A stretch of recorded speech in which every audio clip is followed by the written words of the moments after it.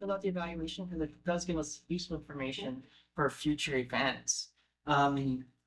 A reminder, if you didn't know, if you can't make it to a talk, we do record it. We have just the talk portion, though, not the discussion portion.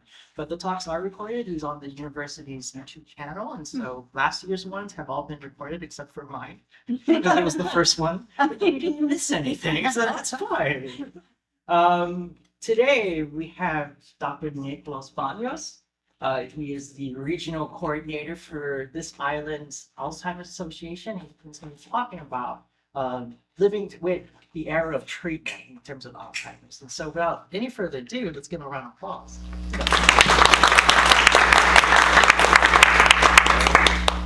Well, good afternoon, everyone. It is nice to be back. It's been 20 years since I've been in here. I graduated from Hilo in 2005. And I used to work on the top floor in the graphic services department. So I see some very familiar faces here, still running strong, I see, which is awesome.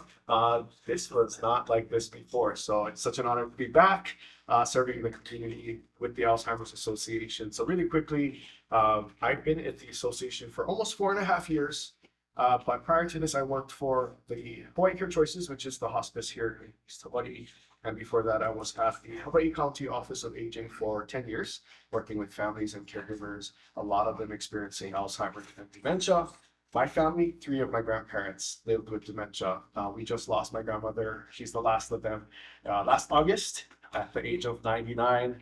So our family has hung up our caregiving hats and capes for a little bit. We're just seeing who's next, right, in my mom's generation. But today I really want to share a little bit about Alzheimer's disease and dementia, what it is, and why it's really, really important more now than ever to really pay attention to what's going on with the disease and the treatments being developed. So first of all, really quick here, and if you would like this, there's a handout you can pick up on your way out. This is just to give you an idea of the estimated number of people who are living with Alzheimer's disease in the islands. So you see the top number there, and that number is very, very low. This is 31,000, over 31,000. Living with an actual diagnosis of Alzheimer's disease. And I will say a lot of people do not get a formal diagnosis. My grandparents, they did not because they were not able or willing to sit through the brain scans and take the blood tests and the genetic tests. Especially in Hawaii, that's kind of the thing with my family. I think it's a local thing. No need doctor, just drink the tea, right? Why not die? And like, okay, which good for you. But in general, that number, I'm pretty sure that is a lot higher. Okay, and this is also for those who are 65 and older. Okay, any guesses to how young the youngest person I've ever encountered with Alzheimer's? Take a guess. 55? No. 12. 12. Yeah. Okay. You're the youngest. So 38. 38 years old, and that's not the first. I've had others in their late 30s, early 40s. Typically, when it's that young, they have something else going on that's spurring it on early and quickly. But for the most part, you see it appear in the mid to late 60s, and then from there on out, you see it a lot more frequently. The middle part here really important because a lot of us find ourselves there before anything else, being a caregiver for a loved one or a family member or a friend who is living with Alzheimer's or another dementia. That number is about 60,000. Again, probably grossly underestimated. Now, caregiving doesn't have to mean you are literally doing hands-on things. If you're running errands for somebody, if you are taking out the trash once a week, if you are doing bill paying for them, that counts. Those are all things that are necessary for somebody to live independently. So as you look at the middle part here, main thing is these are not paid caregivers. These are not nurses, aides that are certified or any facility folks. These are family, friends, neighbors, church members. If you put a dollar amount on that, it is close to $2 billion. So let's all pay ourselves. No. But in general, that just gives you an idea of what's happening in the community that's not happening in the formal healthcare system. Okay. The bottom number there sounds great. We have 63 geriatricians as of a few years ago. Let's just say that maybe a couple of those are on this island. So a majority of those are on Oahu.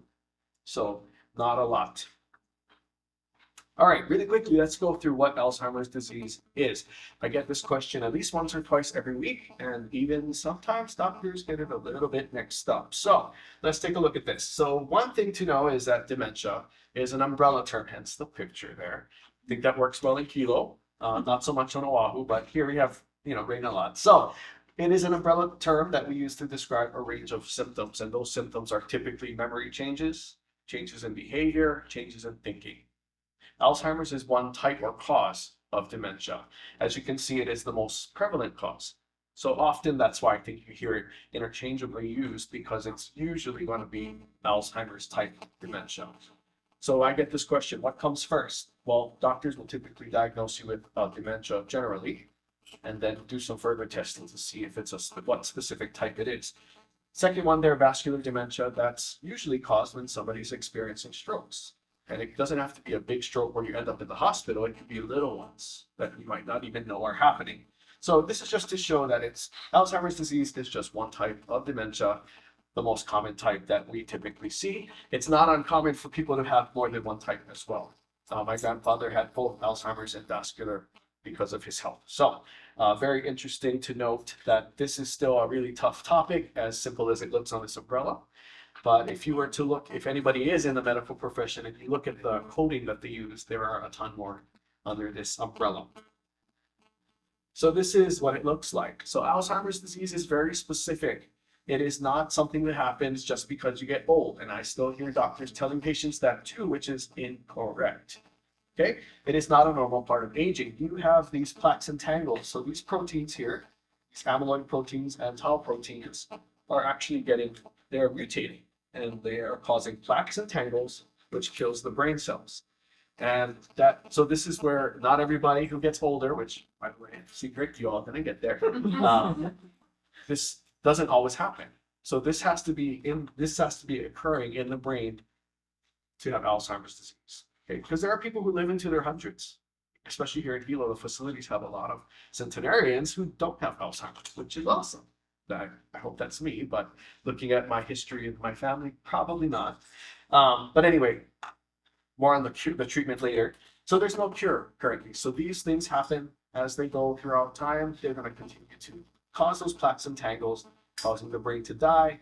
And as you can see on the right side, when somebody has Alzheimer's disease, they literally will have empty spots in their brain where the tissues have died. Okay? So you can't put those back. And again, there's no cure right now. But a lot of times, this is an important image that I use for families who are struggling with accepting that their loved one or themselves have Alzheimer's disease. So if you think about things like diabetes, blood sugar, right? How do you know if you have high blood sugar or diabetes? You test it really quickly, right? A1C. If you are in my age bracket and higher, which I will not ask you to volunteer, you probably had your A1C checked 1 or 2 or 3 or 4 times, right? And you can easily tell where you're at. Now, heart attack, very visible, right? Very visible. You get sent to the hospital and they can tell if you've got a heart attack going on and what that means to your heart health. With Alzheimer's disease, it's very tough because it's a slow recognition where, again, the behavior, memory, the thinking will change for somebody with possible Alzheimer's or actual Alzheimer's. And the family watches it and says, I think it's a bad day today. I think mom's tired today. Oh, maybe it's the new medications. Oh, she has some other conditions going on, all which might be true. Okay, but I think the thing that we really are trying to get people to realize is that it's better to find out if it is or not. Okay, because it might be something else. So if you're not familiar with what Alzheimer's disease typically looks like, again, everybody's experience is going to be different. But from left to right here, people with Alzheimer's typically pass through and change in this fashion. These sections here, early, middle, and late, are the way that we teach about Alzheimer's stages. But in the medical world, you might hear 12 stages. I even heard somebody say, my dad's in the stage 18 of 25. Okay, no, I don't know what that is. But in general, this is a linear way of explaining what somebody might look like as they go through the disease. So as you can see in the early stages, people are still independent. I've met many people who are diagnosed very early on who are still working. They're able to do, for the most part, all their things. They might start to notice some memory issues. Keys now. I don't have my car keys. See, there you go. Those key fobs, right? We literally don't have to put it in the ignition anymore. For those of you who are younger, before you had to put the key in the door to unlock it. Now it's just press it and hope it beeps, right? So Losing keys, that's a common one, especially after presentations like this. It's very uncommon. Don't feel bad if you do this. They call and say, you said something about keys and I do that. Me too. Me too. Okay.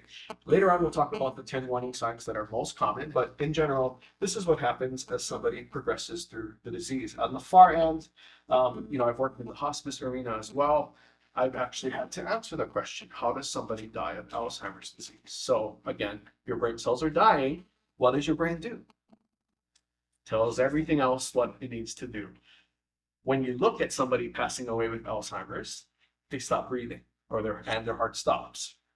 And it looks like, no, they suffocated or they stopped breathing. Right, because they have Alzheimer's disease and the brain stopped telling the lungs what it got to do.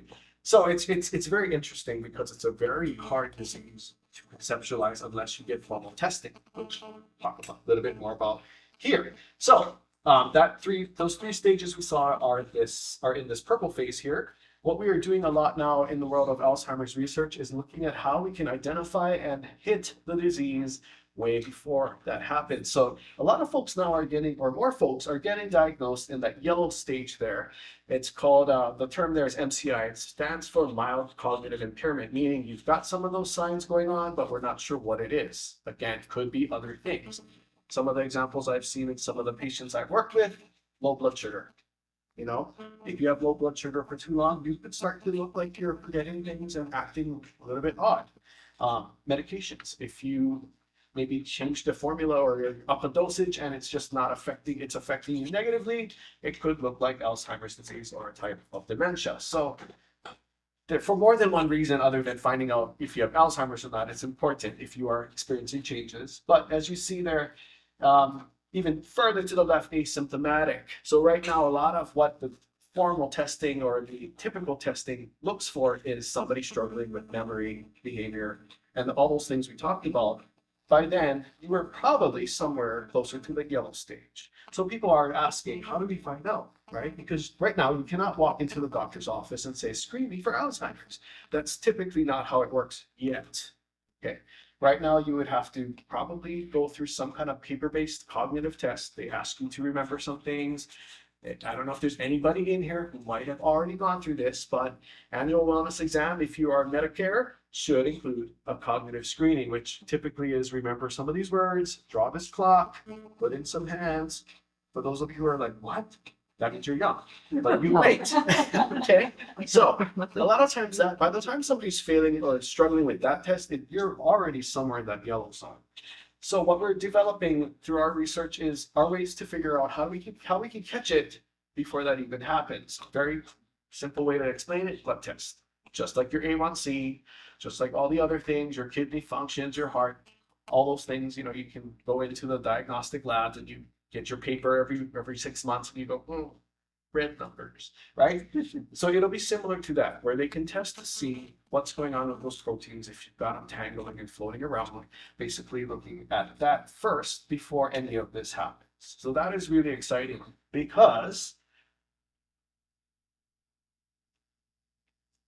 we are now so the title of this that we kind of came up with was the era of treatment. In the last few years, we developed but our researchers and our partners through the Alzheimer's Association have developed some new treatments. So if you look at the very far left, Alzheimer's disease was first described in 1906 by Dr. Alzheimer. Wow. But as you can see, the first actual treatments that they developed were not until 90 years later, right? So there was a big gap because they didn't know what it was. Right. And it was up until maybe the 80s where the real way to discern and determine if you had it was to wait till the person you should wait till the person passes and perform on the bottom, right, and see what's going on in there. We don't have to do that anymore, so yay. Right. But back then, that's how we figured it out. There was a patient who he looked at the brain and said, oh, she's got holes in there. So we don't have to do that now. We've got a lot more imaging that we can do. But in general, this middle section here, these are still used today, a lot of them. And these are to treat symptoms. They're not going to do anything to those plaques and tangles in your brain. So a lot of times families say it doesn't do anything. Some people say, oh, my mom's on one of these and behavior is a little bit better, anger is a little bit lower. So whatever happens, great, but they're not going to do anything to those proteins that are basically getting tangled up in your brain. So since 2021, though, that is changing, which is incredible. I remember when I was trained back in, 16 something years ago on the way that Alzheimer's looks in the brain. We are looking at like very microscopic things now, which is incredible to see how these types of medications are starting to untangle those tangles and preventing them from getting stuck. Dr. Hewer, actually, he's a professor here, did a presentation with me, and I was like, wow, this is memories of anatomy class. I don't want to go back to school for that, but I got it because we're looking at specific shapes and tangles that these proteins are making, and the different treatments that are coming out are able to basically untangle them. Okay, these are not cures by any means. We're far from it. But what you're starting to see with these new treatments is stabilizing. People who are experiencing those plaques and tangles, it's slowing it down to the point where they can have a longer period of quality where they're not progressing. Again, these are relatively new, so we gotta wait till they kind of live out their life. And most of the people that I know that are in the clinical trials or who are receiving these are in their 50s. So they've got some time to go, right? But that's perfect because we wanted to see where this is most effective, and studies show the earlier you catch it. Okay, so for me, I'm not 50 something yet, but those proteins might already be doing something up there. Okay, or here, right around. So that's exciting because that is the closest to the cure we've ever been. There's one more that's actually missing because it was approved last year. That one's even better than these two. So that is happening super fast. One thing I want to point out, if you are interested, whether you have a history of Alzheimer's, you have a diagnosis, or you just want to do something for the community, there are clinical trials across the nation if you'd like to participate in those. Of course, most of the ones here are on Oahu right now. But that is how we are going to figure this out. All right, so really quickly, there's a handout for this if you'd like to pick it up on your way out. Do not freak out when you see some of these because I am, for example, number 9 is me. As I get older, I just don't want to go out. And I can say that that's my choice. But I want you to look at these things, these 10 warning signs with 2 things in mind. 1, and if you are looking at it as your coworker, that's up to you, or your spouse. A lot of times when I do this in the community, the spouses look at each other. Okay, I see what you're doing. But look at these things as 1, how different is it from your norm? Okay, so if you were always a social butterfly, number 9, and now you're, drawing back on you're not going out, you're not answering your texts and calls, that might be a sign. However, if you are a recluse and a hermit, and that's not going to be a good sign for you. Okay, look at some of these others. So where is one of them? I usually don't have a screen this big. Okay, so number 3, difficulty completing familiar tasks. One of the things that was an unfortunate, sad moment for us. My grandma used to, what is the one with 1? Crochet. Thank you. It's like knitting is 2, right? She used to crochet those scrubbers for your dishes. And so it's like this spiral thing and you have to count, right? And it's like very calculated. We realized that after doing that for 70 something years, she couldn't finish it. So they started to, we'd wash her dishes and it would start to unravel. Even though she's done it for 70 years, that was kind of later in her life. She was making those up until her 90s. So we kind of realized, well, there's one sign there that it's now progressing. Okay, so familiar task, that's the key there. Now, I will say, some people say, well, some of the world is just changing. Yes. Anybody have Spectrum cable? No offense. There are so many remotes and things. I don't even know how to do it. So you got to think about it as how is it, not just how different it is from somebody's norm, but also how does it affect your day-to-day life? Okay. So the losing keys thing, I might lose it every couple of days or whatever. So they started to, we'd wash her dishes and it would start to unravel. Even though she's done it for 7 years, that was kind of later in her life. She was making those up until her 90s. So we kind of realized, well, there's one sign there that it's now progressing. Okay, so familiar task, that's the key there. Now, I will say, some people say, well, some of the world is just changing. Yes. Anybody have Spectrum cable? No offense. There are so many remotes and things. I don't even know how to do it. So you got to think about it as how is it, not just how different it is from somebody's norm, but also how does it affect your day-to-day life? Okay, so the losing keys thing. I might lose it every couple of days or whatever. Well, not that much. Maybe this week I've lost it once. But if you're doing it constantly, and also you're finding it in places where it should not be, i.e., refrigerator, right? And that's something I don't know what it is, but that is a place that people with dementia often will find random things, purses, shoes. I've had shoes in refrigerators because their brain is, again, not functioning the way that it should be, right? So that's one way to look at it. Two ways to look at this, different from the norm, and how is it affecting your life? If you're losing your keys multiple times a day, that is incredibly frustrating and I would say likely affecting your life. Really quickly, so our vision for the Alzheimer's Association is a world without Alzheimer's disease. Again, there's no cure yet, but those treatments are so incredible. When I met the people who have been in the original studies who are going back to work and just living a vibrant life, it's hopeful for me too. It wasn't here for my family, wasn't here for my grandparents, but maybe for my parents. Please be for me. So one of the things, and the next slide I'll talk a little bit more about it, but one of the things that we are the third largest entity in the world studying Alzheimer's disease. We are only smaller than the United States government and the government of China than it is us. And it is just incredible. A lot of people think, okay, well, a lot of dollars go into finding the cure, which is true, but there is a lot that we're doing that is not anything to do with the treatments and cures, like teaching classes, providing support groups, and just providing things that the day-to-day person living with Alzheimer's and their families might need. Okay, it's very surprising how many people are afraid of support groups, for example, and then they show up to one and realize I'm not that scary. And that's, these are services that are all about what you're experiencing. Majority of who I interact with are the caregivers. I rarely have somebody call me say, I have Alzheimer's. Typically that's not what happens because they don't know or they're in denial, which is fine, right? But typically I work with families for professionals. We are doing a lot of work with companies, not just in the healthcare field, but any company who's looking out for the well-being of their employees. Because a lot of people, some of you here might already be caregiving for somebody, right? And that probably has already started to affect your work life. Okay, my mom retired a little earlier than she wanted to be a caregiver. We know she didn't have to.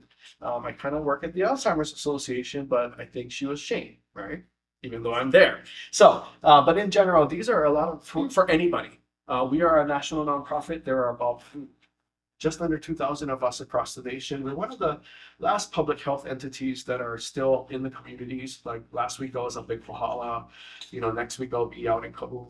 So we're out there really helping whoever out there who needs to know what's going on with Alzheimer's, what it is, what it's not, and what we can do from today and looking at the future as far as treatment. So these are the majority of the programs that, some of the programs that we provide. The first two are really one-on-one consultations with families, even though, as we saw, there's a typical way that people progress through the disease. What it looks like in a day-to-day for somebody is going to be different from one parent to another. Between just my two grandparents that we had here in Hilo, so same disease, so different how they acted throughout their disease. So it is going to be, you see one person with Alzheimer's, you've seen one person with Alzheimer's. So those are really one-on-one programs. Education programs, we do have a lot of that going on. One of the ones that we launched this year across the state is called the Empowered Caregiver Program, really helping caregivers to, one, realize you are the caregiver. Let's roll. Because a lot of, even my mom, I think about how she still thinks, no, I'm just the daughter. Yeah, you're the daughter. You're always going to be, but you're also her caregiver. So getting people to really jump into that role, or not, that's okay if it's not you, and really rock it as a caregiver. We also, of course, do programs about the 10 warning signs, going into more depth. A lot of the senior clubs like that one, and they always look at each other and say, hey, that's you. Hey. I think that's why they call me out to do these, but whatever. I just wanted to learn. Whatever happens after I walk out is them. But, education is key. We also work a lot with the professionals who are serving those with Alzheimer's disease in the health and nursing fields as well. Okay, last thing, online, we have online tools. There's a ton there, check it out. And the 24/7 helpline, Alzheimer's disease and caregiving does not stop at 4:30, neither do we. That is literally 24/7, any day of the year.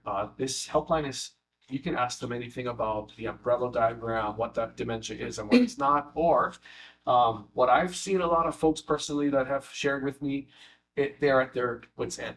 It's been 48 hours. I can't get my mom to sleep. I'm going to pass out or die. That's a common. Unfortunately, caregiver burnout is very common, and so this helpline is there for them 2 a.m. if you want. Okay, so and I should say they are staffed with master's level clinicians, so they're able to go through a little bit more of that psychosocial, emotional challenges that come up with caregiving or living with the disease. We have people who call as well who are living with the disease or going through the diagnosis process. Okay, but thank you so much for having me. I think we're going to go into some discussion at this time. That's really cool.